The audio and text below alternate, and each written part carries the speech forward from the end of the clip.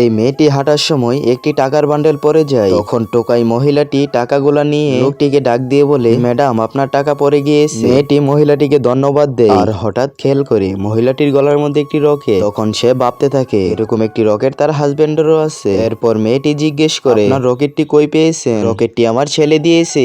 এই কথা বলে মহিলাটি এখান থেকে চলে যায়। মেয়েটি তার হাজবেন্ডকে কল দিয়ে বলে, আমার গলায় যে রকেটটি আছে সেই রকেটটি একজনের গলায় দেখতে পেয়েছি। আমার মনে হয় উনিই তোমার মা। তুমি তাড়াতাড়ি অফিসের নিচে আসো। এটি শুনে ছেলেটি চমকে উঠে বলে, ওইখানেই থেকো, আমি এখনই আসতেছি। তখন মেয়েটি বৃদ্ধ মহিলার কাছে গিয়ে পানি দেয় আর জিজ্ঞেস করে, আপনি এরকম বয়সে এমন কাজ করছেন কেন? তখন মহিলাটি বলে, কাজ না করলে পেট চলবে কি করে? একটা ছেলে ছিল, সেও হারিয়ে গেছে। তখন এই ছেলেটি এসে মা বলে ডাক দেয়। এরপর বন্ধুরা কি হয় সেটি দেখার আগে যদি তোমার মাকে ভালোবেসে থাকো, ভিডিওতে লাইক করে চ্যানেলটিকে সাবস্ক্রাইব করে দাও। এরপর কমেন্ট করে জানাও 2+2 কত হয়। তখন ছেলেটি তার মাকে জড়িয়ে ধরে, মা আপনাকে যখন পেয়েছি আর হারাতে চাই না।